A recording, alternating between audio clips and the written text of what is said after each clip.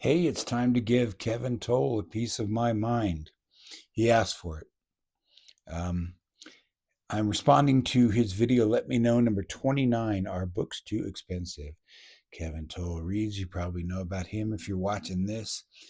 His question about are books too expensive, he kind of broke it down into four sections, and he conveniently provided five questions. So I guess I'll treat it like a tag. Oh, now I just lost my page. Number one, have you noticed book prices increasing? Well, I have secondhand. I've known people complaining about it and stuff. I'm in uh, Ecuador, haven't been in the United States for 3 years now. And what I have noticed is prices increasing on everything. I'm unfortunately, for my sins, a member of several Facebook groups here locally just to find out about stuff going on in the neighborhood. And mostly what people do is get on there and complain about how, apparently 5 years ago, rentals here in Ecuador were, 10 cents a month, and food was a penny a year. And now everything's so expensive. Of course, it's much less expensive than the United States. But one thing I have noticed is that outside of the United States, books are generally more expensive in the places I've visited, particularly used books. There's really no deals that I've found in any of the countries I've visited on used books.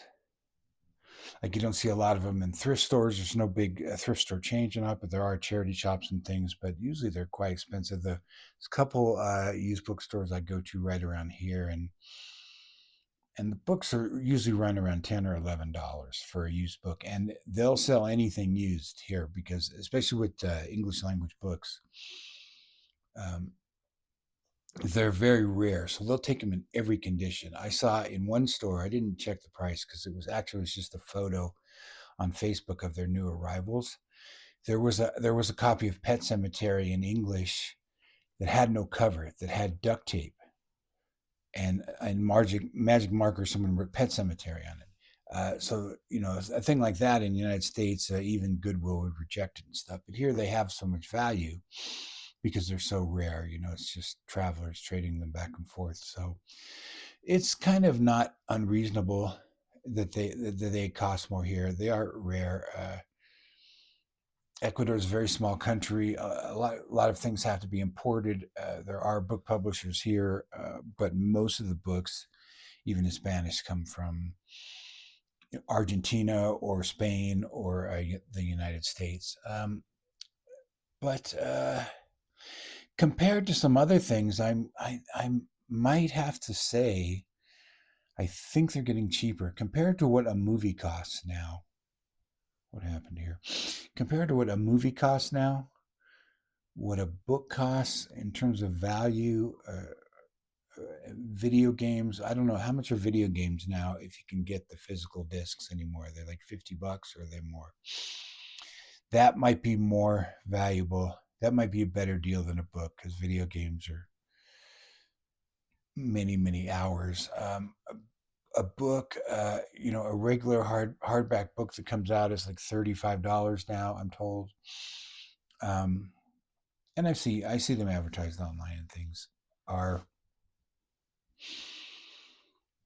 maybe 5 hours entertainment, 6 hours entertainment. A couple things though make them feel more expensive to me is that the quality of the books is going way down. The quality of the binding. Uh, for mainstream legacy publishing, writers don't get paid very much. They get paid very little, in fact. It's hard to feel good about buying a $35 book knowing that a writer is going to make an advance of $5,000 or $10,000 paid out over three payments over 2 years, and then if they get royalties, they're going to get 10% or 5% of the cover price. It's not. And books used to have beautiful illustrations, beautiful design. Now they just have ugly typeface. Colleen Hoover The name of my new book by Colleen Hoover, and a floral background and stuff. They don't really evoke anything. So I think for the value, they're going down for what you get for the value. Plus there's the lower quality of writing today, which is the same as the movies. I don't go to the movies for the price they are. I don't know what they are here. There's some theaters here, but I haven't checked them out. Because the movies just aren't worth $20 a pop for 2 hours or 3 hours. God forbid 3 hours. I probably may pay more for a 90-minute movie just for the relief. So that's the first question. Have you noticed books in price increase? What is the most you spent on a book recently? I did spend $11 on a copy of Beowulf by Seamus Heaney because I just really wanted it. I'm using it to prop up my camera. I paid $11 for this used. Uh, I don't know when this copy was printed, but it was $13.95 in the U.S. Let's see if I can find out what year it was printed. And you see like all this mold and stuff on there, and this mark means it was a remainder copy when it was originally sold. When you see marks like that, like at Barnes and Noble, you'll see a table of books that are marked down to $5 or $6. Um, but it was worth it for where I am now. It's got some rating in it, not that much, but I really wanted it because I regretted not not reading it when I had a copy, and I had to get rid of all my books when I moved away from the United States. So that was kind of expensive though. I just felt I really wanted it, and that kind of brings me up to my thing about what I spend on books. Is it really depends on how bad I want it.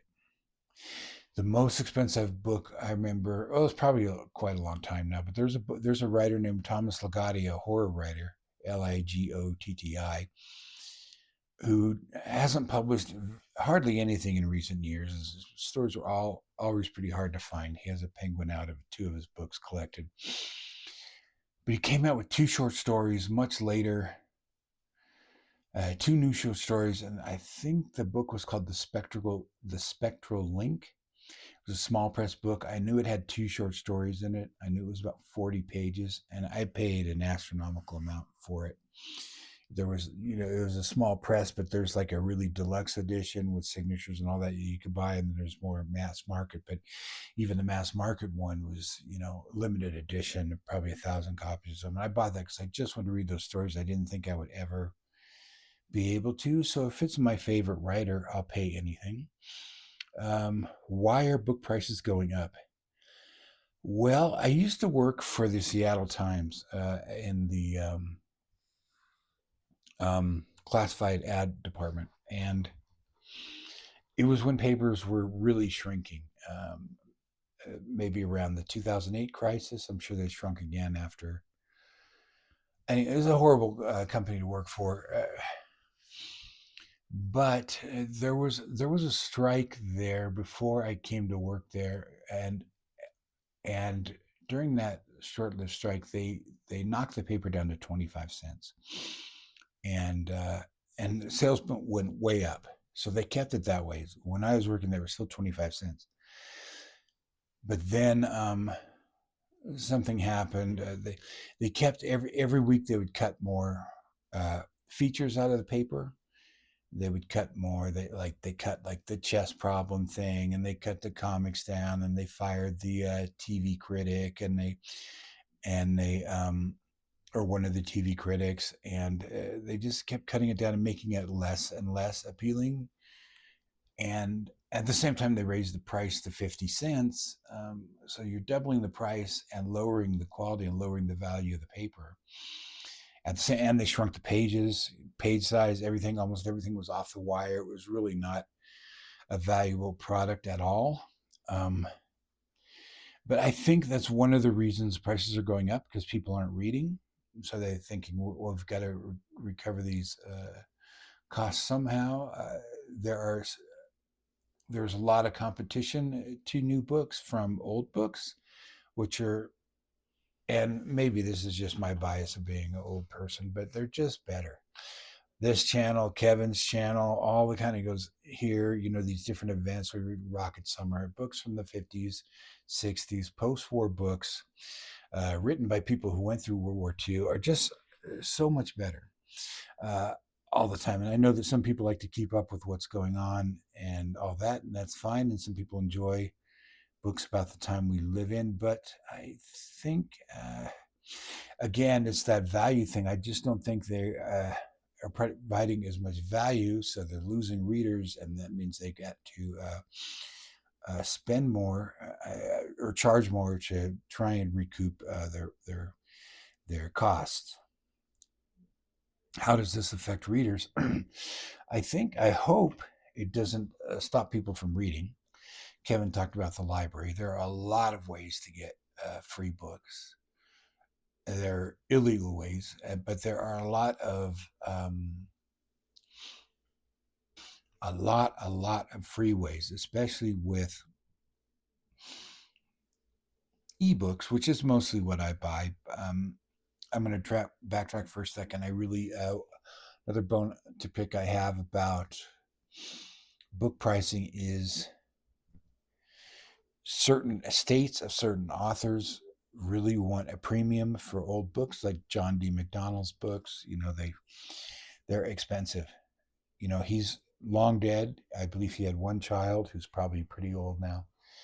Um, I don't know who's in charge of his estate, but his standalone books, which are terrific, some of the best books ever written. Standalone, I mean, not the Travis McGee books.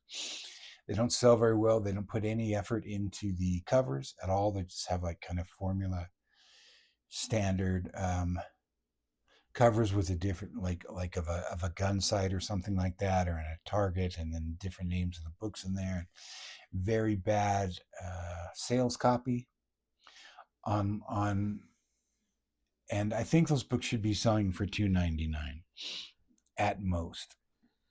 I know about this because I kind of want to do a John D. McDonald full reread, start to finish, at some point. But it's going to be costly because a lot of his books aren't. His Travis McGee books, which are his most popular books, are all in libraries. But his older, in my opinion, much better standalone books uh, are, you have to buy them to get them. They used to buy them all the time in used shops for a couple bucks.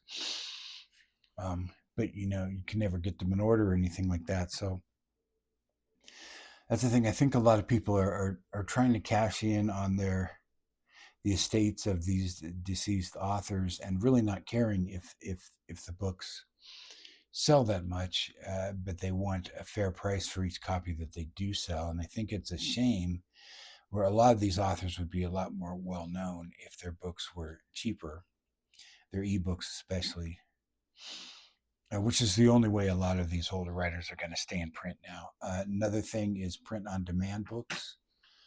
I've seen people talk about this. Has never happened to me, but if you order, like for example, Penguin books online, as opposed to in the store, you might get a print on demand copy of an existing Penguin book, or one of the less popular titles, and it'll be a very poorly made copy. Those print on demand technology has come a long ways, but it's still pretty inferior to like traditional printing. And again, that's one way that they can keep a lot of older books in print for people who like physical copies, but the quality is very poor.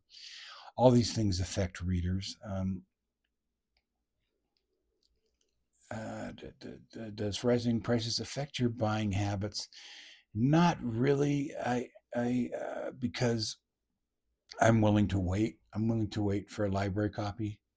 I've always got far too many things to read. I'm a big user of Project Gutenberg. Don't know if I mentioned that yet, but it is a site. There's also Project Gutenberg Australia, which has different books sometimes. Depending on where you live, there's different copyright laws that apply. Gutenberg is the one that has stuff that's out of copyright. Gutenberg.org is the stuff that has stuff out of copyright in the United States, which is mostly stuff before 1924, I think it is now. it changes every year. It moves up one year, but it also has a lot of stuff that just fell out of copyright in the 50s and 60s because the rules were different then, where a person had to actually renew copyright. It wasn't automatic, so a writer or a publisher had to renew the copyright. And sometimes if a book wasn't selling well, they would just forget to do it. And any kind of art, that's why this is a problem with these long copyright dates, because that, for example, that's the reason that It's a Wonderful Life used to play on television every year, because it was free for the to show on television. There were no royalties because it fell out of copyright, because the studio didn't bother to renew the copyright, or lost track of it because it was such a bomb when it came out. It's hard to imagine now, but because it's such a staple. But it became a staple because outlets could show it for free. Same with Night of the Living Dead, another famous copyright screw up. That's kind of a sad case, though, because how that copyright happened. I know I'm way off topic here, but what the hell? Is George Romero made that movie, and they called it The Night of the Ghouls. And they had a title, Night of the Ghouls, copyright 1968, was it? I don't remember. Um, then the distributor wanted to, they decided Night of the Living Dead was a more marketable title, so they had someone at the studio replace that title frame, and all he did was put a new one in that said Night of the Living Dead, but he did not include a copyright. So when it went out to distribute, it was uncopyrighted. So it immediately fell into the public domain, and probably a great tragedy for George Romero. As you can imagine, how simple it was to screw up your copyright back in those days. Now it's all automatic, and but my point is that the things that fall out of copyright. Another famous story was Edgar Allan Poe in the 1920s. It was in copyright until the 1920s. It was all out of print, and like sort of second string publishers were looking for cool stuff that they could print without having to pay anybody, and that's what revived Poe. And we still have Poe because of that revival and falling out of copyright. So there is a worth, there's a public good, a